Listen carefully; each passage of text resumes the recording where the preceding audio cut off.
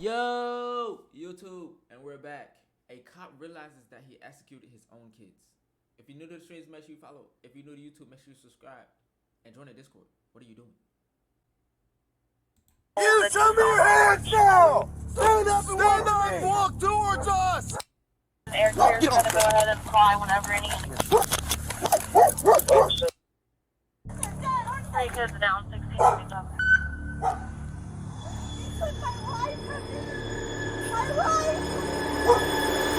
What could possess a parent to take their own child's life? And just how twisted would they have to be to not only consider such a horror, but to plan it for months? This Huh? Yo. I'm already lost. Like, so I thought it was the cop I thought it was the cop child. But nah, I'm wrong. I thought it was the cop child, bro. This is the ongoing case of Chad Dowerman, father of 3, who executed his kids for no apparent reason. Oh, 3, 1, 2, and 3, 1, 2, 3, 3.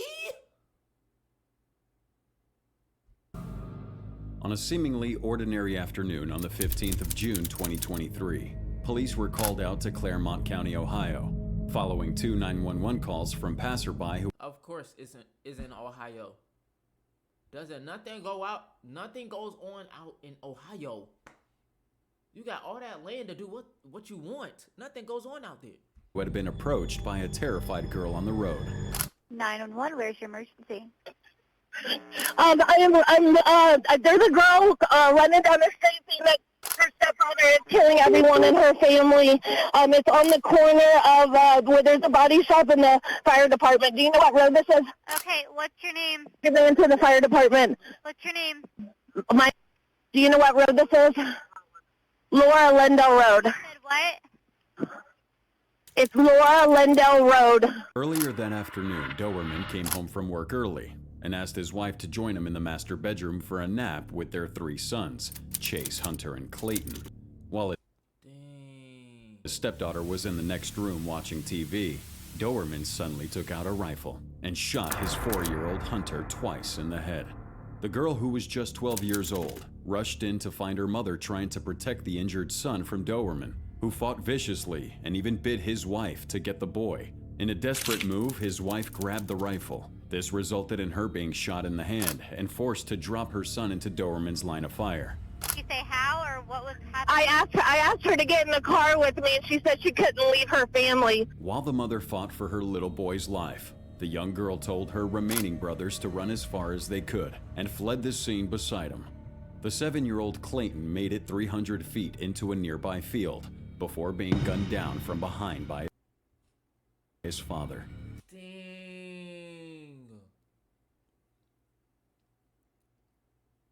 Like I said, bro, if this was woods, Clayton probably would have made it a little farther. He probably would have made it somewhere if this was just woods. But he's in an open field. Nobody's there, bro. And you can clearly see that. You see a mini-me human running in the field. But he couldn't run nowhere else, bro. Dowerman then went on for his stepdaughter, who was attempting to carry her last brother, 3-year-old Chase, to safety.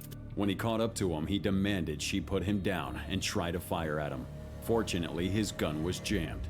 Now separated, the last son ran back to the house where he was caught by Dowerman, while the stepdaughter escaped to the nearby fire department to seek help. But I think she ran to the fire department. So she went to the fire station. What did she look like? Did she say anything about a baby? I don't know about no baby. She said she just couldn't leave her family. Officers arrived on scene at approximately 4 p.m. to discover the shooter, 32-year-old Chad Dowerman, sitting calmly by the door. He's unresponsive to commands provided by law enforcement, and so the officers approached the home. Show us your hands now! Stand up! Stand up! Okay, so he just... Oh my God! Bro. He just murked all 3 of his children. And now you're just sitting outside? Stand up! Stand up now! Stand up! Stand the f up!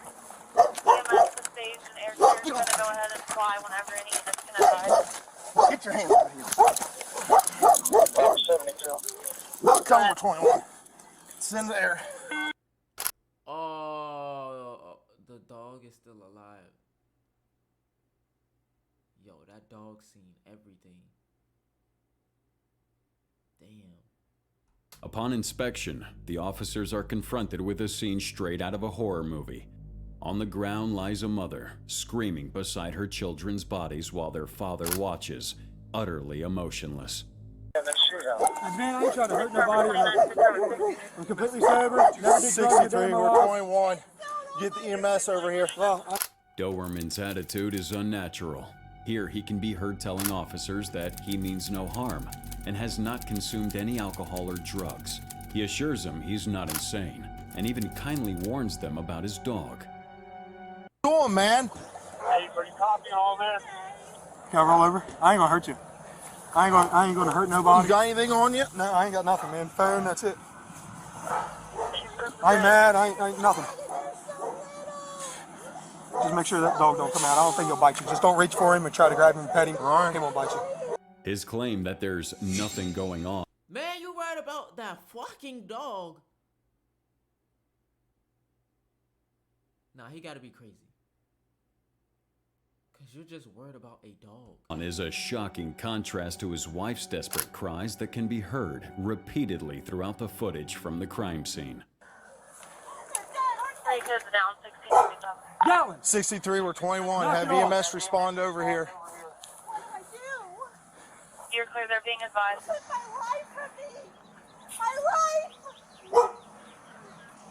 There were 9 shots fired in total that afternoon, with one of the boys shot once and the other 2 shot 4 times each.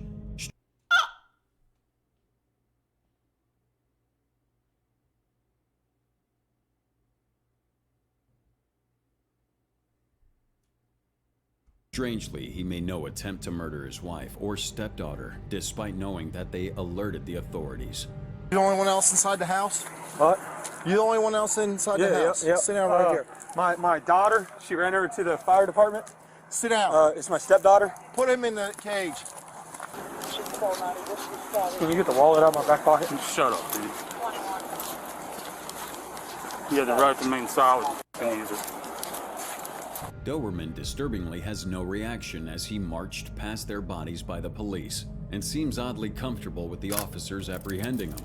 But after one night in police custody, reality finally started to sink in. Visibly distressed, Doberman refuses to wear the jumpsuit provided and resists multiple officers as they fit his handcuffs, preparing him for his first arraignment with a judge in court. There he will hear the charges brought against him for the first time and be faced with both media and prosecutors, a realization which hits him. Okay. So the realization didn't hit until you're about to go to trial?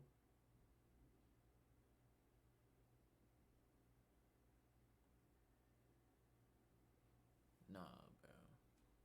Suddenly outside the courtroom. Now, God, look at me. Take a deep breath. Take a deep breath. No, I know. Just take a deep breath for me, okay? I'm going to have your public defender come back and talk to you, okay? And then we're going to go out and we're going to do your hearing. Why the fuck are you crying? You did it! Can you hear me? Do you need a second? Just take a deep breath. With Doberman's former bravery gone, he's clearly petrified and struggling to withhold his panic. Once he regained control of his emotions, an officer explains the process of the initial hearing. He's warned about the media and told to pay attention to the judge alone. News media out there, okay? When you walk out, you'll see a piece of black tape on the floor.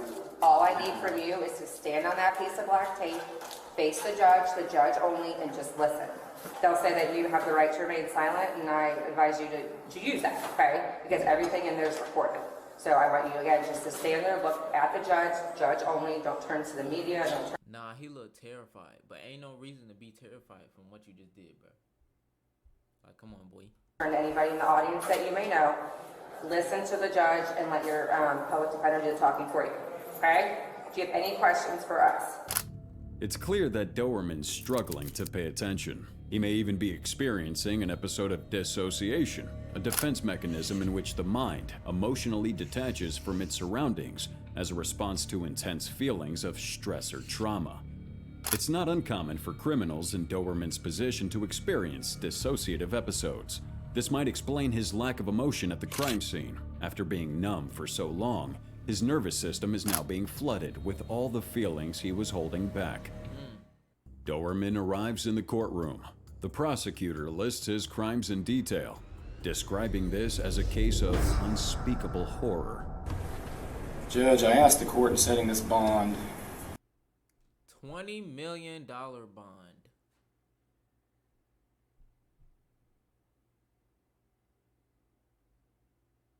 Y'all just be throwing numbers out there, huh? You gave him 20 million to bond out, knowing damn well he can't afford 20 million.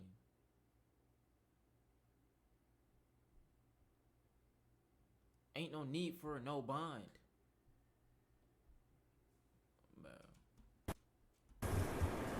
To just begin to imagine their fear.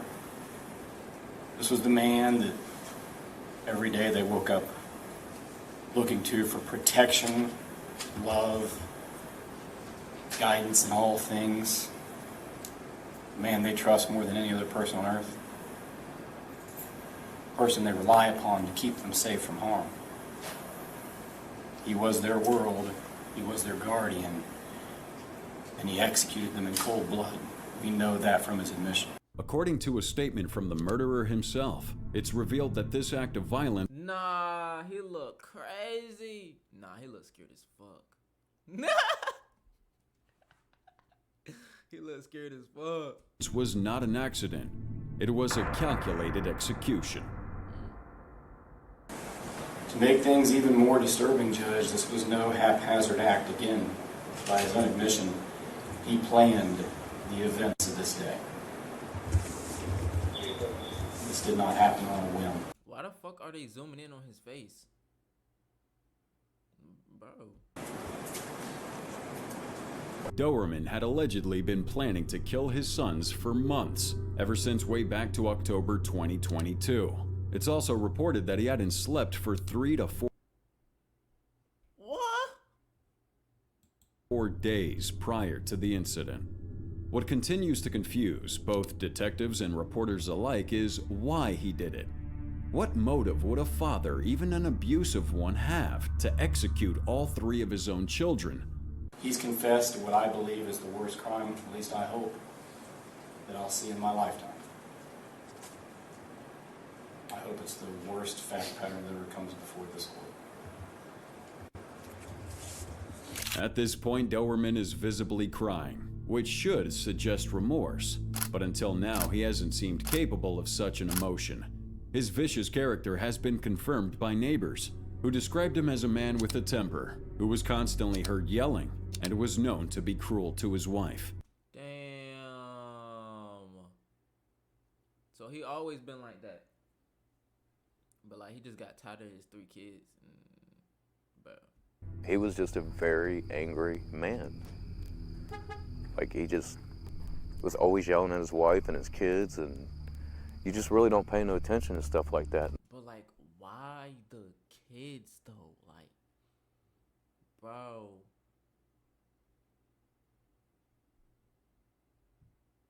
I can't even imagine that, bro. Like, bro.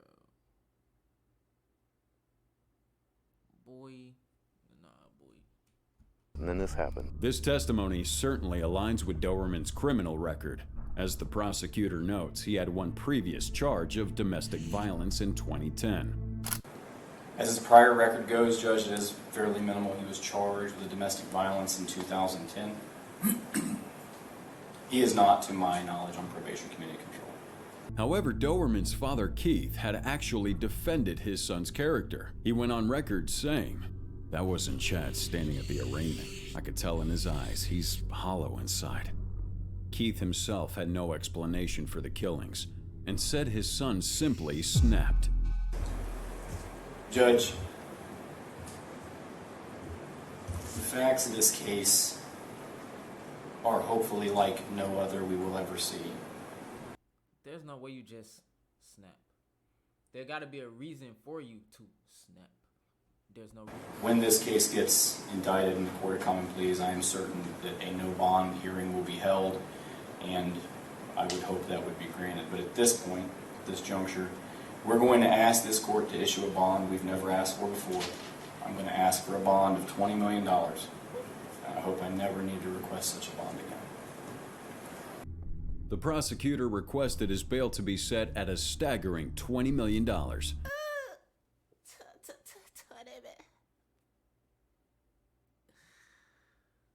Yeah, you're not getting out, boy. A tactic to ensure he would appear before court at his appointed trial date, and that he would not be released from police custody before that time.